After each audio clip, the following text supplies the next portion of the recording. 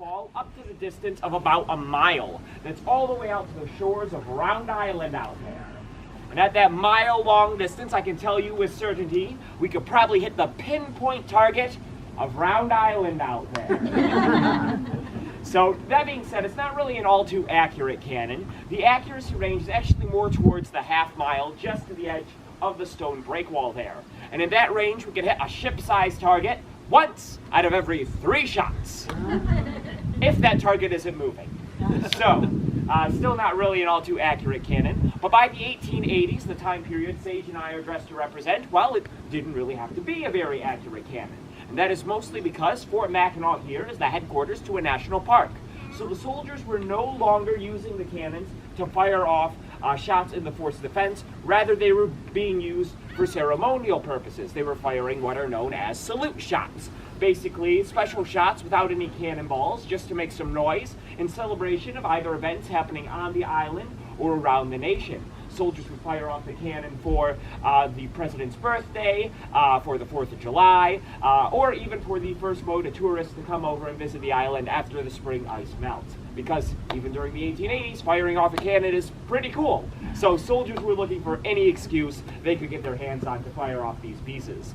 But with that being said, we have our excuse today, and that is firing off a cannon for all of you visiting the fort.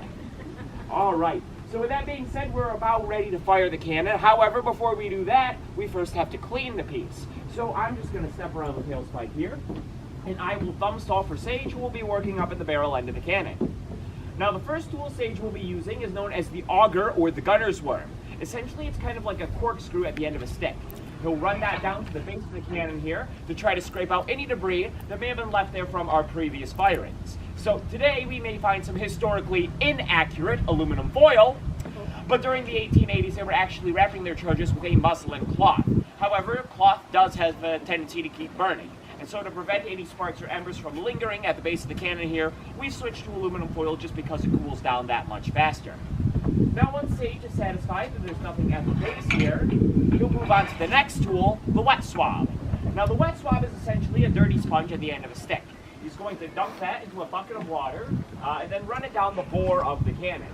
Now this helps the cannon in a couple of different ways. In a battlefield situation, it would help to cool down the bore before you load it in your next shot, but it also helps to extinguish any sparks or embers left burning at the base of the cannon. It does this in a couple of ways.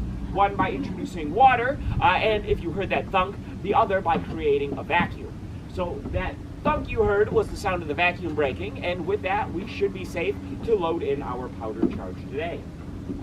Now the charge we're going to be using is about 4 ounces of black powder.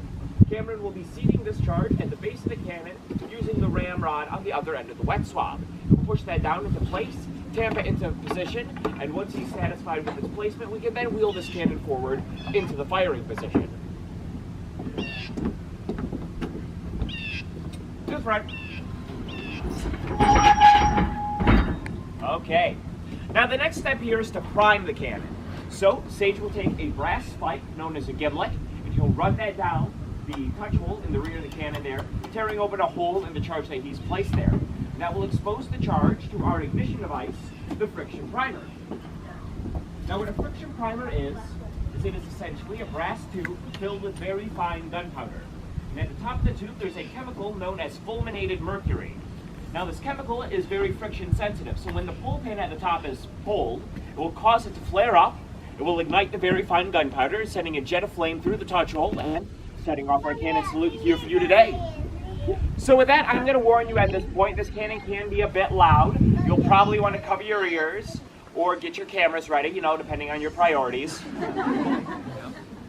But with that, there's only 2 commands to fire this cannon. They are simply ready, fire!